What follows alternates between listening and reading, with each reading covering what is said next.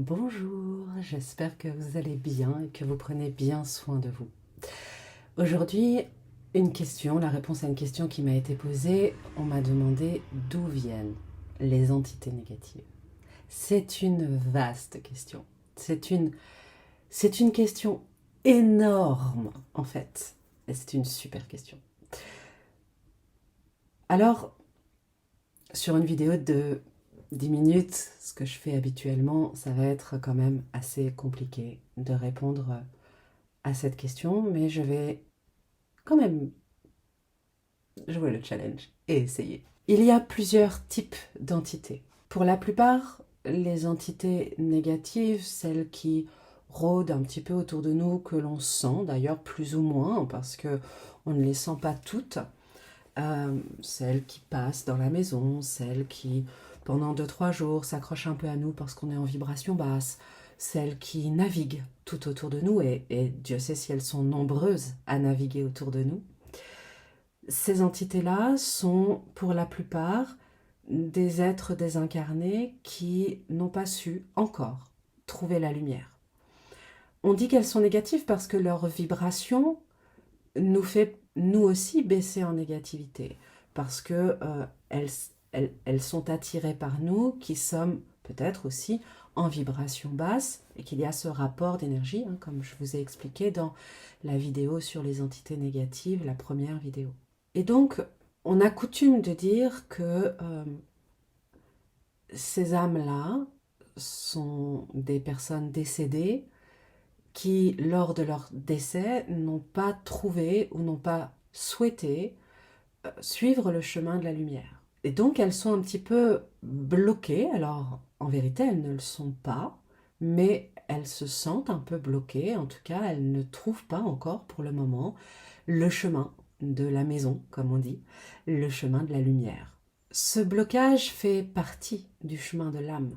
Donc, c'est difficile de dire « Oh, c'est terrible, elle n'a pas trouvé le chemin de la maison, de la lumière, il faut absolument l'aider. » Effectivement, certaines acceptent l'aide, d'autres pas, parce que c'est pas le moment. L'âme, dans son chemin, peut tout de suite trouver la lumière et continuer, mais ne pas trouver le chemin de la lumière, c'est aussi continuer son chemin d'âme. C'est continuer son évolution. Ça fait partie de, entre guillemets, l'apprentissage, j'aurais envie de dire, pour le dire comme ça. Tous les mots que j'utilise là sont faux. J'utilise des mots et des images pour que vous puissiez vous faire une représentation de ce que cela est, en sachant que cette représentation n'est pas à 100% la vérité, puisque il est très difficile, par les mots, de vous retranscrire ce qu'il se passe vraiment.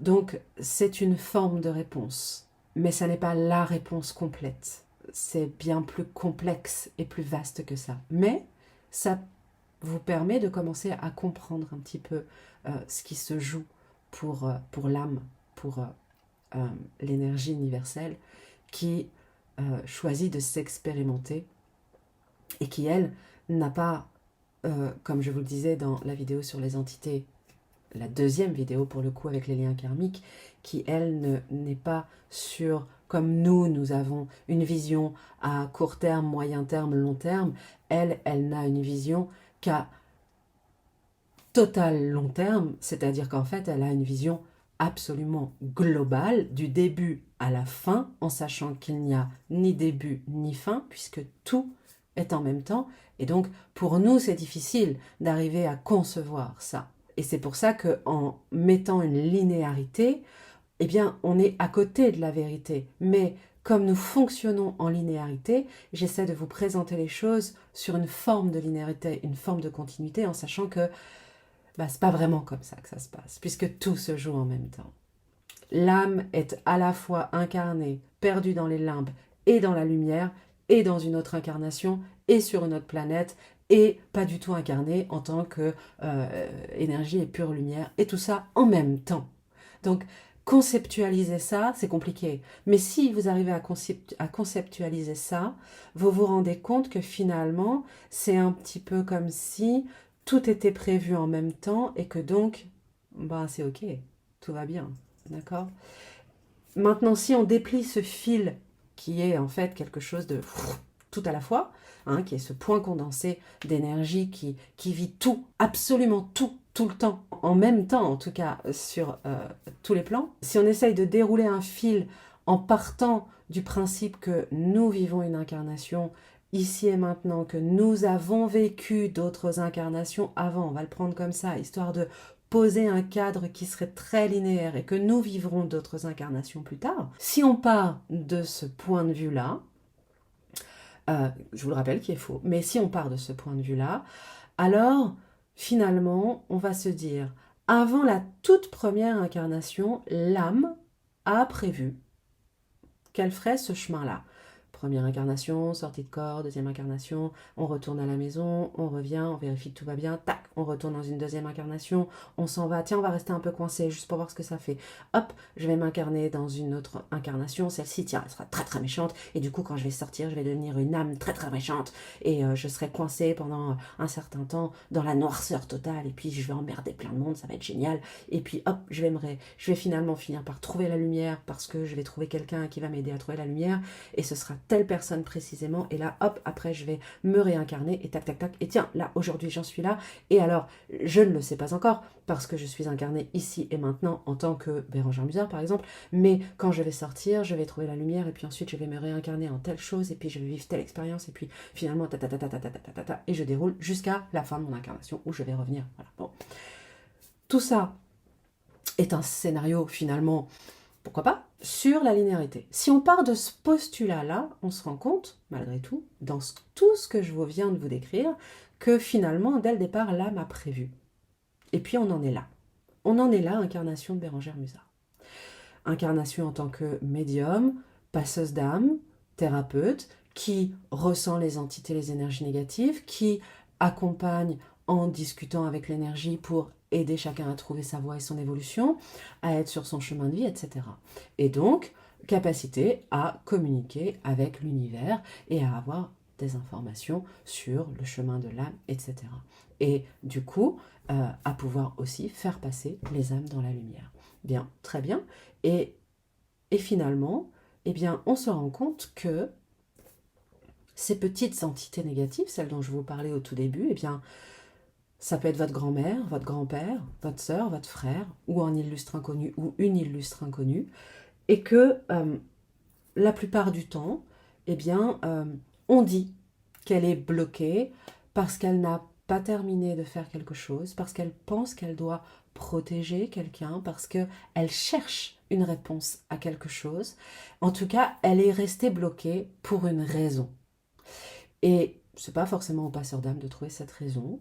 En tout cas, c'est à chacun d'entre nous d'être en prière et en gratitude, en lumière en tout cas, pour permettre à cette entité de, si elle le souhaite, trouver le chemin de la lumière. Il y a de nombreuses raisons à ce que ces entités-là restent bloquées. Comme je vous disais, un trop-plein d'émotions. Et dans son corps émotionnel, elle est restée focalisée sur la colère ou sur la tristesse qu'elle ressentait au moment de sa mort ou juste avant sa mort. Et elle n'a pas vu qu'elle pouvait faire la continuité du chemin, ou n'a pas voulu voir cette continuité du chemin. J'ai rencontré un jour dans un jardin, chez un particulier qui se plaignait, qui avait fait appel à moi, j'ai rencontré ce qu'on appelle une dame blanche. Et en fait, voilà, elle s'était donnée pour mission de rester là et de ne pas franchir la lumière parce que son fils était mort, son enfant, plus précisément, était mort dans un puits, à cet endroit-là, il y a des centaines d'années.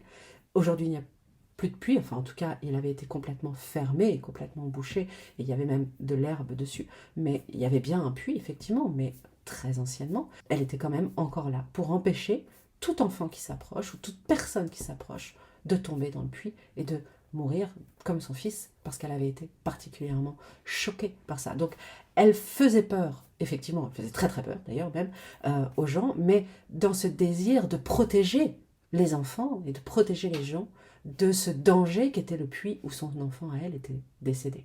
Donc derrière, il y a toute une histoire de pourquoi elle est là et pourquoi elle fait peur. C'est pas juste une terrifiante bonne femme qui énerve tout le monde et qui empêche les gens de vivre dans leur jardin parce que elle est très très méchante. Non, il y a beaucoup d'amour derrière tout ça finalement.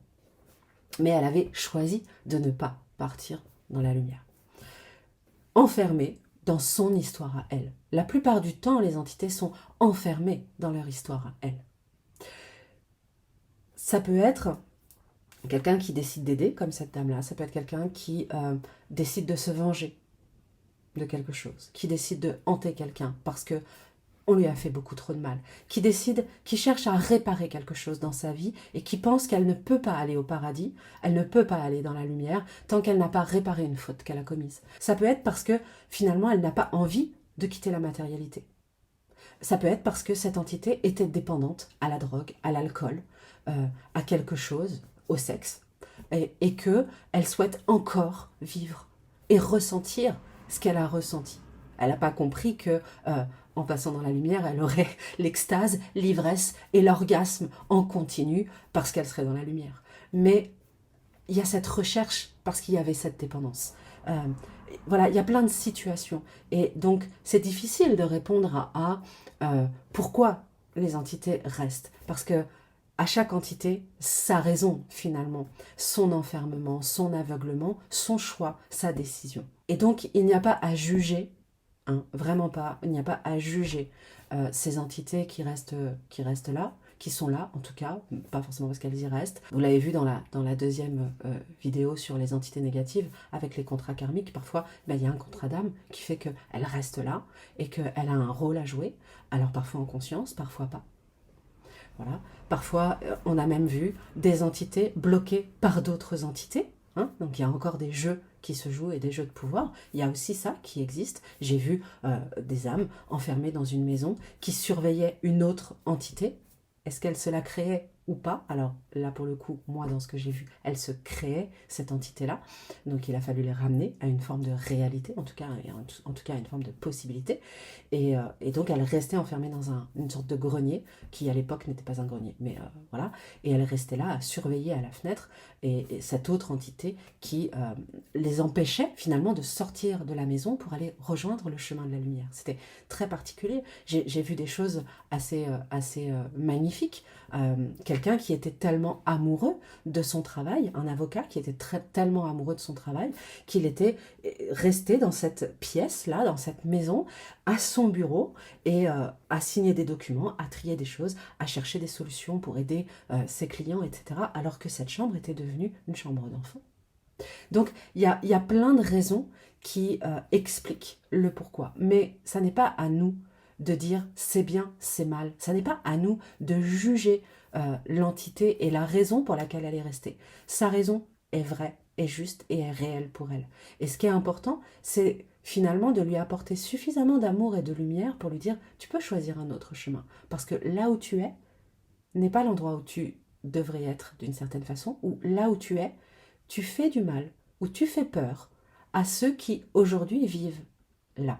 Et donc de ramener finalement à un chemin. Le rôle du passeur d'âme, c'est ça aussi, c'est ramener en douceur, avec amour, le plus possible. Parfois, on est dans une confrontation parce que l'entité se confronte à notre énergie, mais la plupart du temps, on est sur un chemin d'amour. Même quand on est dans la confrontation, le passeur d'âme est dans la confrontation d'amour, toujours. Même si ça peut être bien costaud, ça reste de la lumière et de l'amour. Nous sommes des passeurs de lumière. On donne le flambeau qui éclaire le chemin. Voilà.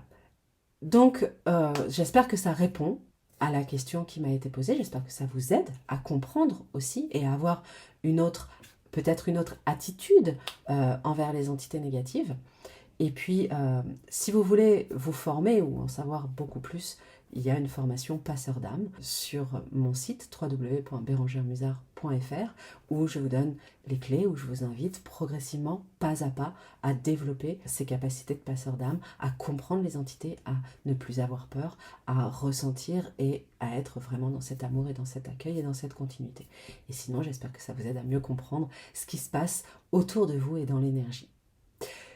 Prenez soin de vous et à bientôt pour une prochaine vidéo.